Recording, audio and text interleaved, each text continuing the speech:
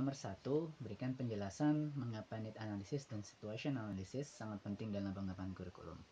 Jadi need analysis adalah prosedur yang digunakan untuk mengumpulkan informasi tentang kebutuhan dari peserta didik. Lalu mengapa need analysis dan situation analysis penting dalam pengembangan kurikulum? Kita harus kembali kepada tujuan dari need analysis dulu. Yang pertama, untuk mencari tahu skill apa yang dibutuhkan di lapangan.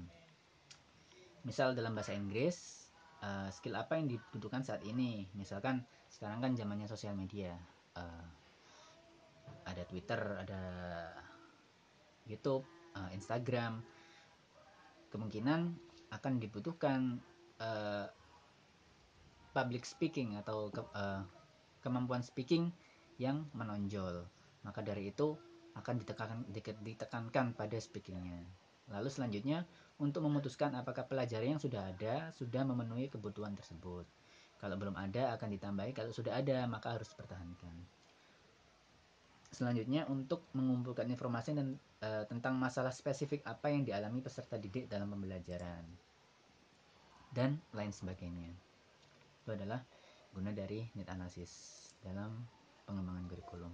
Yang kedua, dalam implementasi kurikulum 21 collaboration dipandang sebagai sesuatu hal yang positif. Pada kegiatan pembelajaran diberikan penjelasan tentang arti penting collaboration di dalam penerapan pada kegiatan pembelajaran. Berikan penjelasan tentang arti penting collaboration di dalam penerapan dalam kegiatan pembelajaran. Jadi, kegiatan pembelajaran sebaiknya menurut saya dijadikan sebagai miniatur dari kehidupan nyata atau dunia kerja. Dalam dunia nyata, semua serba terhubung secara langsung maupun tidak langsung.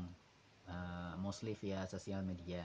Namun collaboration yang saya maksudkan tersebut tidak selalu menghasilkan sesuatu atau tidak produktif. Collaboration yang dimaksudkan dalam pertanyaan ini adalah collaboration dalam konteks pembelajaran yang produktif. Collaboration dalam konteks pembelajaran menuntut peserta didik untuk melakukan hal produktif secara berkelompok, menentukan goal dari kolaborasi tersebut, merencanakan dan memecahkan masalah. Tentu dalam collaboration tersebut akan muncul konflik-konflik. Misal salah satu peserta ada yang merasa paling berkontribusi, ada juga yang malas-malasan. Hal ini bagian dari gladi kita dalam dunia nyata. Jadi kita alami dalam kehidupan belajar berkelompok, pasti ada salah satu yang menyabotase. Kita menganggapnya begitu, menyabotase. Lalu itu adalah permasalahan baru di dunia kerja juga seperti itu. Pasti ada juga drama-drama istilahnya, konflik-konflik, dan bagaimana kita harus bisa menyelesaikan masalah tersebut di dalam pembelajaran kelompok. Belajar kelompok, bagaimana membagi tugasnya, tujuannya apa, menentukan deadline. Lalu kalau ada yang rewel, apa yang harus kita lakukan untuk memecahkan masalah tersebut. Itu menurut saya singkatnya adalah penting. Kenapa penting? Karena kolaborasi di abad 21 adalah bentuk kita bagaimana kita menjadi manusia yang lebih produktif secara berkelompok, karena tidak mungkin kita melakukan semuanya secara individu. Nomor 3, menurut pendapat kalian bagaimana konsep CEFR tepat atau sesuai diterapkan di pembelajaran bahasa Inggris di Indonesia? Berikan alasan secara lengkap dan bagaimana manfaat CEFR apabila diterapkan pada pembelajaran bahasa Inggris di Indonesia. Ini pendapat saya. Menurut saya CEFR saat ini belum cocok, tidak cocok diterapkan di Indonesia. Belum memadai lebih tepatnya, karena membutuhkan sarana prasarana serta SDM yang memadai. Ini dari pihak sekolah, pertimbangannya sebagai penyelenggara pendidikan, pembagian level mungkin A1, B1, C1, C2, pembagian ini akan semakin rumit. Misal dalam sekolah menengah pertama, dalam suatu SMP ada tinggal tingkatan kelas 7, kelas 8, kelas 9. Masing-masing ada 2 kelas. Jadi totalnya ada 6 rombongan belajar. Lalu bagaimana akan membagi levelnya? Apakah satu sekolah itu akan dibagikan jadi level A sampai C, apakah tiap tingkatan akan dibagi A sampai C, apakah tiap kelas akan dibagi A sampai C. Setelah ketemu pun ada pertanyaan baru. Apakah kapasitas guru baik secara kualitas dan kuantitas memadai? Karena penerapan CIFR di sekolah akan memakan banyak sekali resource sekolah. Kalau sudah ketemu pun bagaimana pembagian levelnya, paling tidak di sekolah tersebut dibutuhkan guru yang memadai secara profesionalismenya tentunya, dan secara kuantitasnya. Belum tentu juga guru yang ada di sekolah tersebut mampu untuk mengajar dengan konsep seperti itu, untuk dari A1 ke A2 ke A3 ke B1. Itu gapsnya dari B1 ke B2 itu ketara sekali. Jadi harus gurunya juga memadai. Kalaupun mendatangkan guru dari luar juga pasti akan memakan biaya juga, rumit. Bagi murid, penerapan CFR dapat menambah beban pikiran siswa. Belum lagi jika tes dan kursusnya dikenakan biaya tambahan, maka akan memberatkan lebih banyak pihak lagi. Jadi kalau saat ini mungkin dapatnya sertifikatnya CFR mungkin dari luar, dengan lembaga dari luar. Kalau sekolah menurut saya sih nggak cocok sebenarnya, akan menambah beban pikiran siswa.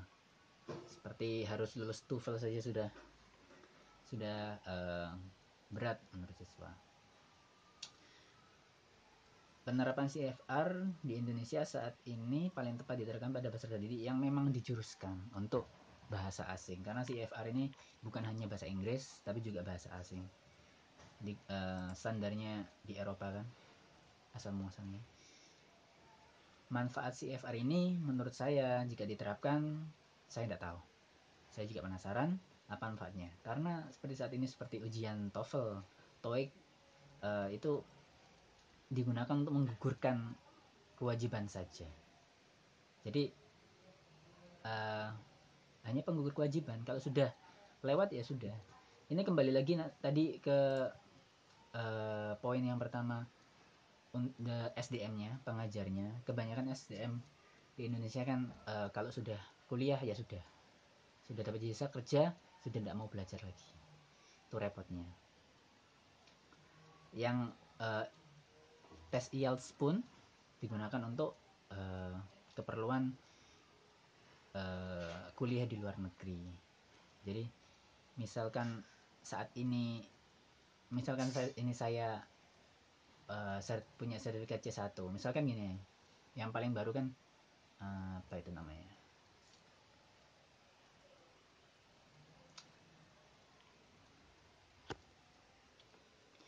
ya English misalkan, dapat advance 2, saya dapat advance 2. Misalkan saya bilang ke teman-teman saya pun pasti bilangnya oke, cool gitu, oke, cool, lalu life goes on gitu, nggak ada istimewanya sebenarnya. Karena menurut saya itu semua adalah kebanggaan pribadi, pencapaian pribadi, dan tidak perlu orang lain tahu.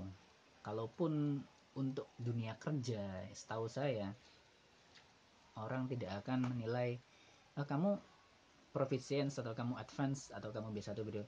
Mereka akan menilai dari bagaimana kinerja kamu. Setahu saya seperti itu. Jadi penerapannya juga saya penasaran bagaimana jika diterapkan di Indonesia, karena setahu saya ada kekurangan dan ada kelebihannya. Selanjutnya nomor 4, pada kebijakan Merdeka Belajar akan dilaksanakan penerapan asesmen nasional mulai tahun 2021 sebagai pengganti ujian nasional. Berikan penjelasan menurut Anda, harapan positif apa dari penerapan asesmen. Ini sudah lama akan ada mencuat isu-isu UN ditiadakan.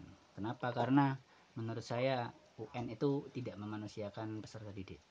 Jadi dianggap kalian ngerjakan ini benar, A, B, C, D, jawabannya seperti ini, benar kalian lulus, enggak benar kalian enggak lulus.